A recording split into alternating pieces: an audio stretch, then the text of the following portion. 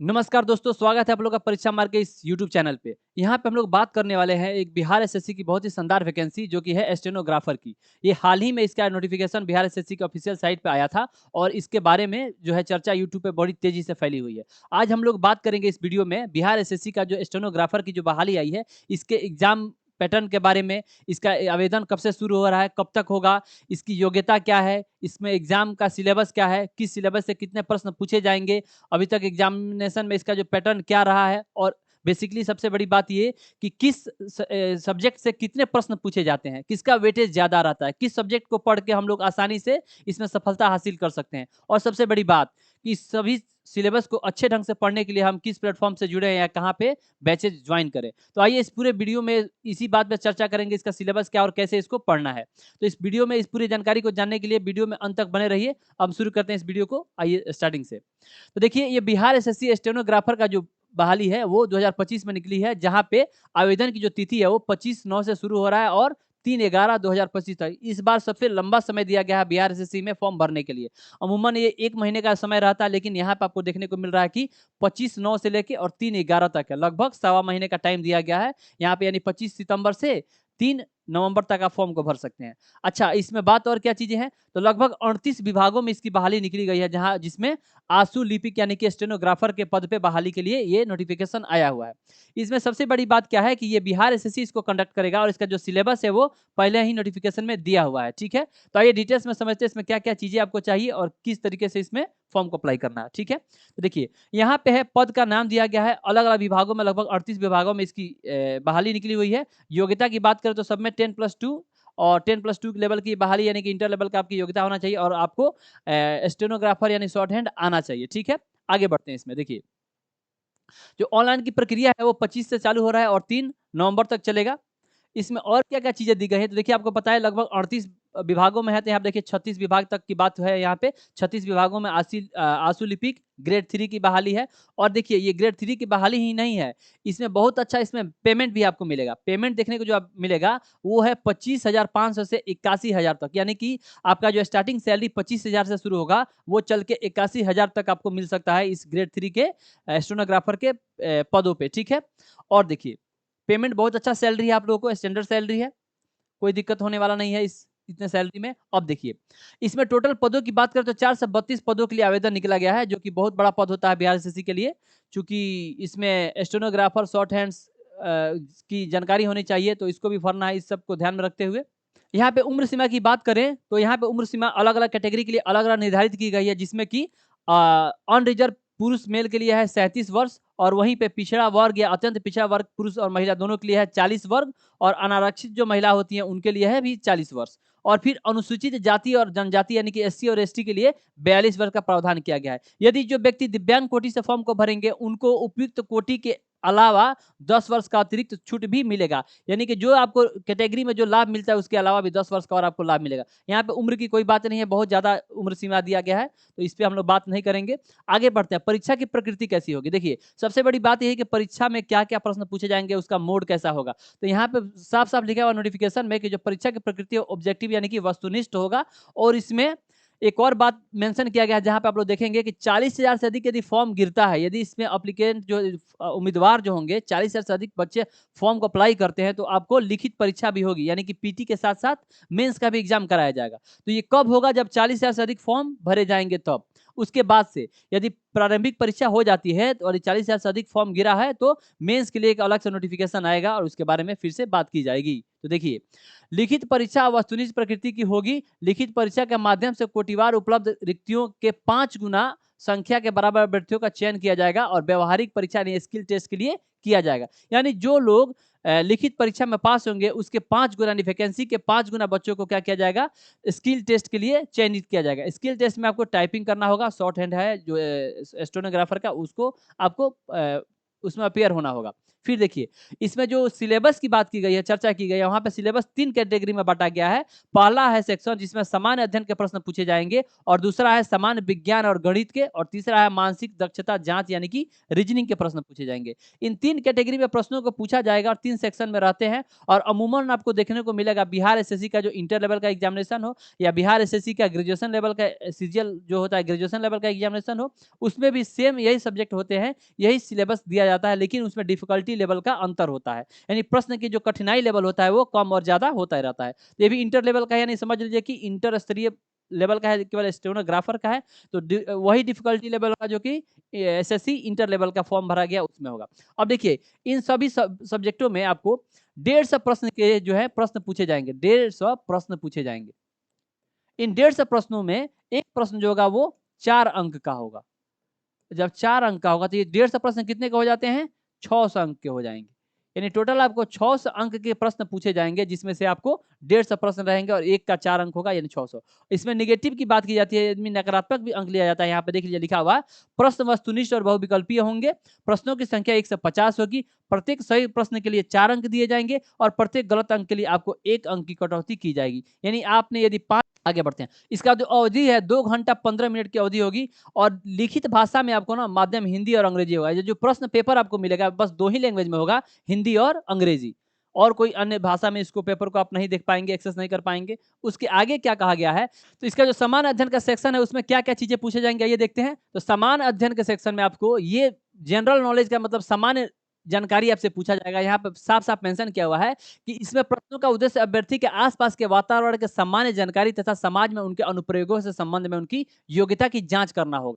वर्तमान घटनाओं और दिन-प्रतिदिन की घटनाओं के सूक्ष्म अवलोकन तथा उनके प्रति वैज्ञानिक दृष्टिकोण जैसे मामलों की जानकारी संबंधी ऐसे प्रश्न भी शामिल किए जाएँगे, जिनके बारे में जानकारी रखने की किसी भी शिक्षित व्यक्ति की अपेक्षा की जाती है। बिहार, भारत और इसके पड़ोसी देशों से संबंध में विशेष रूप से प्रश्न पूछे जाएँगे। देखिए, बिहार एसएससी का एक पैटर्न है, इसमें भारत के जो पड़ोसी देश हैं, उससे भी प्रश्न पूछे जाते हैं। पड़ोसी देश में क्या घटनाएँ चल रही हैं, क्या राजनीति में उथल-पुथल है, वहाँ के कौन राष्ट्रपति हैं, प्रधानमंत्री कौन है, उन्होंने कौन-सी बुक लॉन्च किया है, कौन-सा भाषण दिया है, उनमें से क्या कौन-सा राजनीतिक दल जीता है, वहाँ का राजधानी क्या है, वहाँ की मुद्रा क्या है, वहाँ का करेंसी, ये सभी चीज़ें वहाँ से पूछी जाती हैं। तो बिहार एसएससी में हम लोग का जो पड़ोसी देश है 7 और 9 उन लोगों से पूछा जाता है। उसके साथ-साथ क्या है, समसामयिक घटना यानी कि यहाँ पे करंट अफेयर्स की बात की गई है, वैज्ञानिक प्रगति, राष्ट्रीय अंतर्राष्ट्रीय पुरस्कार, भारतीय भाषाएँ और पुस्तक, लिपि, राजधानी, मुद्रा, यहाँ पे बोल दिया ना राजधानी और मुद्रा भी पड़ोसी देश के पूछे जाते हैं। साथ ही खेल, खिलाड़ी और महत्वपूर्ण घटनाएँ, यानी कि करंट अफेयर्स का भी एक अच्छा खासा रोल देखने को मिलता है, यानी 50 प्रश्नों में लगभग 5 या 10 प्रश्न जो है केवल करंट अफेयर से पूछे जाते हैं।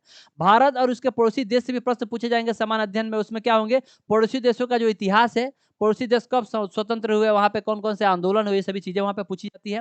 वहाँ का इतिहास, संस्कृति, भूगोल, आर्थिक परिदृश्य, वहाँ पे जो हम लोग का पड़ोसी देश है, जैसे हो गया बांग्लादेश, नेपाल, पाकिस्तान, भूटान, ये सभी देश हैं, वहाँ पे कौन-कौन सी नदियाँ हैं, प्राकृतिक वहाँ का वातावरण कैसा है, कौन से फसल में उत्पादन में वो 1 नंबर पे है, ये सभी चीज़ें वहाँ से पूछी जाती हैं। इन सबको कवर किया जाएगा। आगे देखिए, इन सभी को आपको प्रॉपर जानकारी होनी चाहिए और इसके लिए आपको क्या और कर सकते हैं, कि इसमें क्या-क्या प्रश्न बन सकते हैं, उसके लिए आपको इसके पीवाईक्यू को देखना चाहिए। यानी जो बिहार एसएससी ने इसके पहले जो भी प्रश्न कंडक्ट किए हैं, जिसमें उन्होंने ये सिलेबस बताया है कि पड़ोसी देश से प्रश्न पूछेंगे, ऐसे बहुत सारे एग्ज़ाम बिहार में कंडक्ट किए गए हैं और पड़ोसी देश से जो-जो प्रश्न पूछे जाते हैं, आप उसको देख के ये अंदाज़ा लगा सकते हैं कि प्रश्न कैसे पूछे जाते हैं, ठीक है? आगे बढ़ेंगे। इसी तरह वहाँ पे जो पड़ोसी देश है, वहाँ की स्वतंत्रता आंदोलन क्या हुआ था, भारतीय राष्ट्रीय कृषि, ये पड़ोसी देश के बाद क्या है, भारत के बारे में पूछा जाएगा। तो स्वतंत्रता आंदोलन यानी कि इंडियन फ्रीडम फाइटर इंडियन जो नेशनल मूवमेंट होता है, वो भी पूछा जाता है। यानी कि भारत में या बिहार के जो भी एग्जामिनेशन है, उसमें यदि इतिहास की चर्चा की जाती है, हिस्ट्री की, तो हिस्ट्री में मॉडर्न हिस्ट्री की बहुत अच्छी से चर्चा की जाती है और मॉडर्न हिस्ट्री में भी बिहार में जो घटनाएँ घटी हैं, यानी कि जो आधुनिक भारत का इतिहास हम लोग पढ़ते हैं, उसमें मान लीजिए भारत छोड़ो आंदोलन हो गया या सत्याग्रह हो गया या सविनय अवज्ञा आंदोलन हो गया, तो नेशनल लेवल पे जो भी मूवमेंट होते हैं, उस सभी आंदोलनों में बिहार के किन नेताओं ने भाग लिया, कहाँ से वे सक्रिय रहे, इन सब से भी प्रश्न पूछे जाते हैं। तो बिहार का भी योगदान रहता है। देखिए यहाँ पे लिखा हुआ है साफ-साफ, राष्ट्रीय आंदोलन में बिहार का योगदान, किन-किन लोगों ने योगदान दिया, किस क्षेत्र में इसका आंदोलन का प्रभाव देखने को मिला, ये सभी प्रश्न पूछे जाते हैं। फिर भी इसमें क्या है, यहाँ पे भारतीय कृषि, प्राकृतिक संसाधनों का प्रमुख विशेषता, यानी कि यहाँ पे ज्योग्राफी की बात कर रहा है, वहाँ पे भारत का संविधान, राज्य व्यवस्था, पॉलिटी की बात हो रहा है, देश की राजनीतिक प्रणाली, पंचायती राज, सामुदायिक विकास, पंचवर्षीय योजना, इन सभी टॉपिक से भर भर के प्रश्न पूछे जाते हैं। ठीक है, उसके बाद से देखिए ये था खंड 1 यानी कि जीके की बात कर रहा था। ठीक है, अब इसका दूसरा खंड होता है जिसमें से जीके का आपको 50 प्रश्न पूछे जाते हैं। अब तक जो बिहार एसएससी का एग्जाम हुआ इंटर लेवल या सीजीएल लेवल का, इसमें से 50 प्रश्न पूछे जाते हैं केवल जीके जीएस के यानी कि सामान्य अध्ययन से। उसके बाद से यहाँ पे दूसरा खंड शुरू हो रहा है, वहां पे है सामान्य विज्ञान और गणित। 2 सेगमेंट से 50 प्रश्न और आपको पूछे जाएंगे। यहाँ पे 25 प्रश्न आपसे पूछे जाएंगे गणित के यानी मैथ के, और प्लस 25 प्रश्न आपसे पूछे जाएंगे साइंस के यानी कि विज्ञान के। विज्ञान के 25 प्रश्न और गणित के 25 प्रश्न ये पूछे जाएंगे आपको। यहाँ पे देखिए लिखा हुआ है सामान्य विज्ञान और गणित, इसमें सामान्य मैट्रिक स्तर के विषय से निम्न प्रश्न पूछे जा सकते हैं। कौन कौन से? तो सामान्य विज्ञान में पूछे जाएंगे भौतिकी शास्त्र, रसायन शास्त्र और जीव विज्ञान यानी कि फिजिक्स, केमिस्ट्री, बायोलॉजी के साथ साथ भूगोल एवं कंप्यूटर के बेसिक, जो भी बेसिक कंप्यूटर का जो टर्मोलॉजी होता है वो, जैसे input device, output device, software, hardware, ये सभी चीजें, और वर्ड प्रोसेसिंग के ज्ञान से संबंधित मौलिक प्रश्न यानी जो बेसिक प्रश्न होते हैं, कॉपी के लिए कंट्रोल सी, पेस्ट के लिए कंट्रोल भी, सेलेक्ट के लिए कंट्रोल ए, ये सभी चीजें जो है छोटी छोटी शॉर्ट की, उसके फुल फॉर्म, उसके फाउंडर, ये सभी चीजें कंप्यूटर में पूछी जाती है। और यहाँ पे गणित की बात करें तो इसका भी पूरा सिलेबस दिया हुआ है कि क्या क्या पूछेंगे। नंबर सिस्टम से पूछेंगे, कुछ प्रश्न होंगे पूर्ण संख्याओं से, अभिकलन से, दशमलव और भिन्न से, संख्याओं के बीच परस्पर संबंध से, मूलभूत अंक, गणितीय संक्रियाएं, प्रतिशत, अनुपात, समानुपात, औसत, ब्याज, लाभ हानि, इन सभी प्रश्नों से पूछा जाएगा मैथ से। तो आपको इसमें बताएंगे हम क्या चीजें, आगे चलकर हम लोग चर्चा करेंगे कि किन किन विषयों को ज्यादा पढ़ना है और किन किन विषयों पे थोड़ा कम ध्यान देना है, किन विषयों को पढ़ने से हम लोग को अच्छे से अच्छे अंक प्राप्त कर सकते हैं। तो देखिए एक अमूमन बात है, जनरल बात है, सबको पता है कि यदि आप मैथ को आपको दिया जाए, मैथ बनाने के लिए आपको 10 प्रश्न यदि हम मैथ का देते हैं और आपने 10 प्रश्नों को हल कर लिया, तो इसमें उम्मीद रहती है कि 10, चूंकि यहाँ पे ऑप्शन जो बहुविकल्पी होते हैं, आपने मैथ बनाया, यदि उसका आंसर आपको मिल गया चारों ऑप्शन में से, तो ऐसे में यदि आप 10 प्रश्न बनाते हैं तो पूरी इसमें से 8 से अधिक प्रश्न सही होंगे, यानी मिनिमम 8 प्रश्न आपके सही हो जाएंगे, क्योंकि आपने मैथ को बनाया, उसका आंसर है और आपने उसको टिक कर लिया, उसमें कोई कंफ्यूजन नहीं है। 2 प्रश्न हो सकता है आपके कैलकुलेशन में गलती और आंसर उसका ऑप्शन में दिया हो, तो आप 10 में से 8 प्रश्न बना सकते हैं, यानी कि 80% एक्यूरेसी आ सकती है। लेकिन जीके जीएस की बात करें तो जीके जीएस में कंफ्यूजन बहुत ज्यादा होता है। जब आप जीके पढ़ते हैं तो आपको लगता है नहीं इस प्रश्न को देखे हैं, जो प्रश्न आपके सामने से गुजरा रहता है उसमें आपको कंफ्यूजन बन जाता है। ऐसी स्थिति में आपको लगता है नहीं हम आंसर सही कर रहे हैं, लेकिन आंसर गलत हो जाता है। तो आपको हम बताने वाले क्या है कि यहाँ पे जो 50 प्रश्न है, इसमें यदि आपको 50 प्रश्न हल करना होगा और सभी प्रश्न आप देखे होंगे, फिर भी संभावना है कि इसमें 35 प्लस ही प्रश्न सही कर पाए, लेकिन 25 के मैथ के प्रश्न आप आसानी से 23 प्लस प्रश्न को सॉल्व कर सकते हैं। और विज्ञान भी एक अच्छा खासा सब्जेक्ट है, फिजिक्स, केमिस्ट्री और बायोलॉजी, जो कि ज्यादातर लोगों को अच्छा लगता है, इंटरेस्टिंग सब्जेक्ट है, क्योंकि ये प्रैक्टिकल नॉलेज वाला चीज है, हमारे आसपास की चीजों को रिलेट करके विज्ञान में पढ़ाया जाता है। तो इसमें से 25 में से बच्चे 20 प्लस ला ही देते हैं। ठीक है, आगे बात करेंगे तीसरा जो सेक्शन है खंड ग, उसमें मानसिक क्षमता यानी कि रीजनिंग की बात किया गया है। इसमें शाब्दिक और गैर शाब्दिक दोनों को, वर्बल और नॉन वर्बल दोनों रीजनिंग को इंक्लूड किया गया है। इससे प्रश्न पूछे जाएंगे और इससे क्या है 50 प्रश्न पूछे जाते हैं। ठीक है, 50।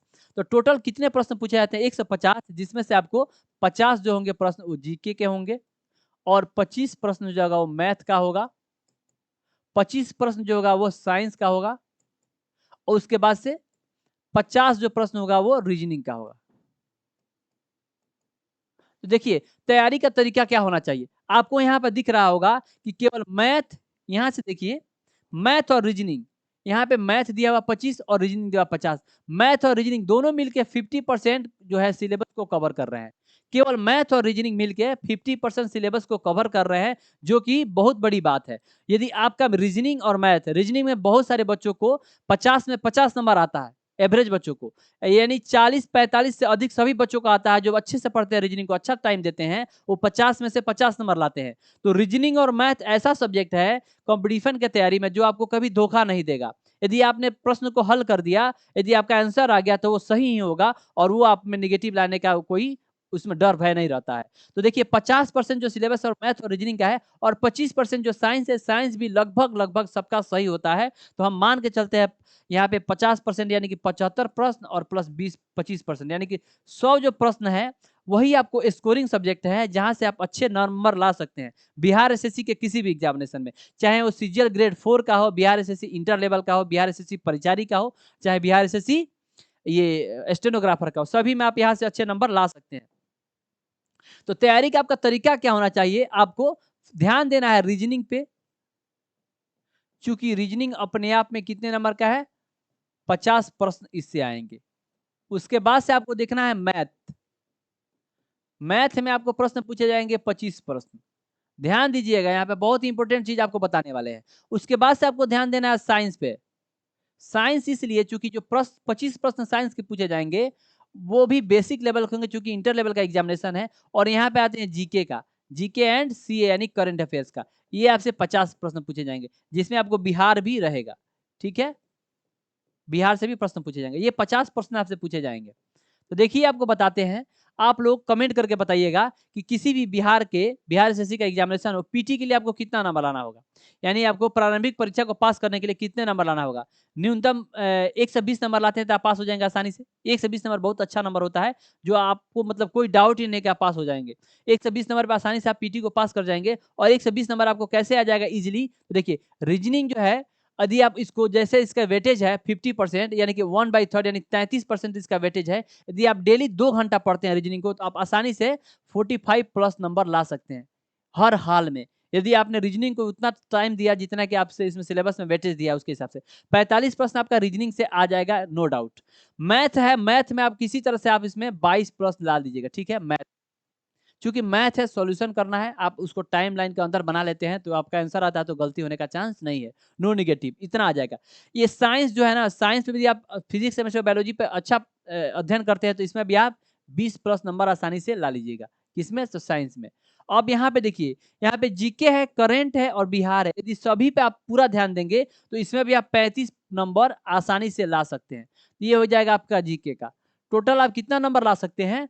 तो देखिए यहाँ पे 40, 30, 70, 10, 80, 20, 100, 122 नंबर आपका हो रहा है। 122 प्रश्न आप आसानी से सही-सही बना सकते हैं, जो कि आपको पीटी पास करने के लिए बहुत अच्छा नंबर हो सकता है। इसमें आपको कोई चिंता नहीं करना है कि आपका रिजल्ट होगा कि नहीं होगा। एकदम बिल्कुल 100% होगा और ये कैसे हो पाएगा?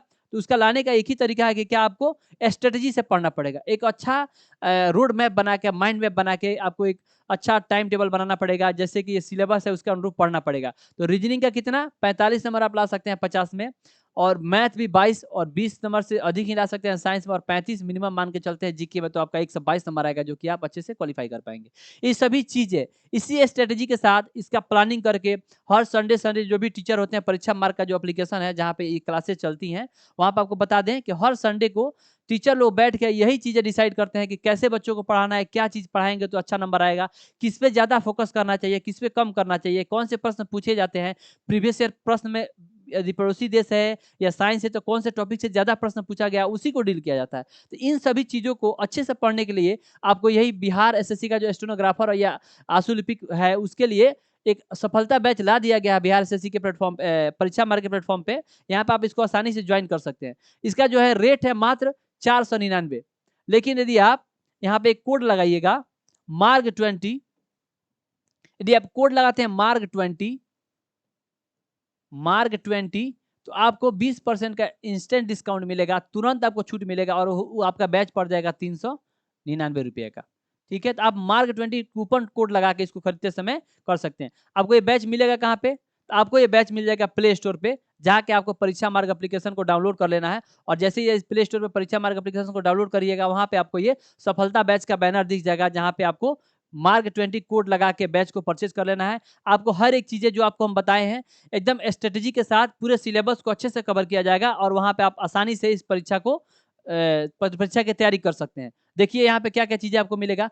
एक तो आपको फ्री में 10 मॉक टेस्ट मिलेगा, यानी इस एग्जाम के पैटर्न पे जो भी प्रश्न पूछे जाएँगे वैसे 10 आपको फ्री में मॉक टेस्ट दिए जाएँगे और 5500 एमसीक्यू पीडीएफ दिया जाएगा जो कि 199 का लगभग कीमत का होगा। यानी 199 रुपए का जो पीडीएफ होगा आपको 5500 एमसीक्यू प्रश्न जो कि महत्वपूर्ण प्रश्नों का संग्रह होता है, जो एग्जामिनेशन के पॉइंट ऑफ व्यू से बहुत महत्वपूर्ण होता है, वो आपको फ्री में दिया जाएगा 199 रुपए का। वो 5500 प्रश्न होंगे। इसमें आपको लाइव और रिकॉर्डेड दोनों क्लास मिल जाएगा। यदि आप क्लास लाइव नहीं कर पाते हैं तो आप रिकॉर्डेड क्लास को बाद में देख सकते हैं। सब्जेक्ट वाइज आप उसमें पढ़ाई होगा और एक्सपीरियंस टीचर होंगे जो फैकल्टी जो अच्छे से पढ़ा सकते हैं वही आपको पढ़ाएंगे और यहाँ पे और सभी सिलेबस को कवर किया जाएगा जो आपको यहाँ पे दिया गया समान अध्ययन का, मैथ का, साइंस का और रीजनिंग का। फिर आपको क्लास नोट्स जो होता है, जो भी चीजें बोर्ड पे पढ़ाई जाती है उस सबको आपको पीडीएफ के फॉर्म में एप्लीकेशन पे प्रोवाइड किया जाता है। साथ में वीकली मॉक टेस्ट होता है, जो भी एक सप्ताह में पढ़ाई हुआ उसको टेस्ट के माध्यम से आपको टेस्ट लिया जाएगा और उसका डिटेल्स में डिस्कशन भी कराया जाता है। Special focus on GK GS, जो जीके जीएस के फैकल्टी है वो स्पेशली उस पर ज़्यादा फोकस किया जाता है। और इसमें जो आपका जो सिलेबस है वो क्या है, रीजनिंग और मैथ। ज़्यादा इसमें आपको फोकस कहाँ करना है, रीजनिंग और मैथ पे, चूंकि ये 50% सिलेबस को कवर किए हुए हैं। उसके साथ साइंस भी है जो आपको लगभग 100 नंबर के अंदर में तीनों आ जाते हैं। और डाउट सॉल्विंग फैसिलिटी है, यदि आपको कोई विषय में डाउट है, कोई प्रॉब्लम होता है, तो आपके एप्लीकेशन में डाउट का कमेंट बॉक्स दिया हुआ है, वहाँ पे अपने डाउट को पूछ सकते हैं, या टेलीग्राम पे अपने डाउट को रख सकते हैं। वहाँ पे टीचर और स्टूडेंट सभी मिलकर आपके डाउट को क्लियर करेंगे। तो ये सभी चीज़ें यहाँ पे है। और यहाँ पे नोटिफिकेशन में क्या दिया हुआ था, सिलेबस के साथ साथ यही कि आप इसके बाद जो आपको एग्जाम होगा, एग्जामिनेशन में एक और चीज पूछा जाएगा। आपको यहाँ पे एक टेस्ट देना होगा, ये स्टेनोग्राफर का टेस्ट से गुजरना होगा, हिंदी टाइपिंग और इंग्लिश टाइपिंग से भी आपको गुजरना होगा, जिसमें आपको आश्रुलिपि के लिए 80 वर्ड प्रति मिनट आपका स्टेनोग्राफर में टाइपिंग होना चाहिए। जो 3 से 20 वर्ड को टाइप करना है शब्दों को कितने में, 4 मिनट में। और 1 मिनट अतिरिक्त दिया जाएगा आपको इसमें लेखन की जांच करने के लिए। फिर देखिए उसके बाद 2 मिनट का और टाइम दिया जाएगा उसमें जो आपकी अशुद्धियां है उसको सही करने के लिए। फिर जो आपका जो टाइपिंग होगा, टाइपिंग अंग्रेजी माध्यम और हिंदी माध्यम दोनों में होगा। और कहाँ पे होगा, तो कंप्यूटर पर किया जाएगा। हिंदी टाइपिंग के लिए आपको मंगल फॉन्ट और रेमिंगटन गिल कीबोर्ड लेआउट का प्रयोग करना होगा। और हिंदी टाइपिंग में आपको 30 शब्द प्रति मिनट की गति से, यानी 300 शब्दों को 10 मिनट में टाइप करना होगा। उसी तरह अंग्रेजी के लिए भी आपको एक कीबोर्ड का लेआउट दिया गया है कि UTF-8 यानी under English UK keyword layout का प्रयोग किया जाएगा। और अंग्रेजी टाइपिंग में आपको 30 शब्द प्रति मिनट यानी कि 30 का स्पीड आपको अंग्रेजी में भी चाहिए, और 10 मिनट आपको 300 शब्दों को टाइप करना होगा। अभ्यर्थी जो है टाइपिंग की शुरुआत के दौरान उपयुक्त कीवर्ड का लेआउट को पहले ही, मतलब जो भी कीवर्ड यहाँ पे मेंशन किया गया उसको लेआउट को पहले ही सेलेक्ट कर लेना है। बाद में यदि आप इसको सेलेक्ट करेंगे तो आपका जो है शुरू से टाइपिंग स्टार्ट हो जाएगा। यानी इसके करने के बाद आपका जो टाइमिंग जो भी आप टाइप किए हैं वो सब मिट जाएगा। यहाँ पे साफ साफ लिखा हुआ है। उस आइए यहाँ पे नीचे देखते हैं, तो इसमें जो है एक्यूरेसी की बात किया गया था। यहाँ पे 10% आपकी त्रुटि जो है यहाँ पे अलाउ है, यानी अशुद्धियां जो है आप 10% यहाँ पे अलाउ है, किस में, शॉर्ट हैंड में। और टाइपिंग में आपको 1.5 अशुद्धियां अलाउ है, यानी कि टाइपिंग यदि आपको करना है तो 98.5 की एक्यूरेसी से, और शॉर्ट हैंड करना है तो आपको 90% एक्यूरेसी के साथ शॉर्ट हैंड को भी करना है। आवेदन शुरू हो रहा है 25 से 3 तक होगा, और 5 अंतिम होगा। 3 तक आपको पेमेंट कर लेना है, और अंतिम रूप से फॉर्म को भरने का तिथि है 5 तारीख तक। इसमें देखिए जो क्या क्या सर्टिफिकेट लगेंगे, सर्टिफिकेट की जो बात है तो बस आपको सर्टिफिकेट लगेगा मैट्रिक का, और मैट्रिक का मार्कशीट और सर्टिफिकेट दोनों लगेगा। इंटरमीडिएट का वही लगेगा या इसके समकक्ष।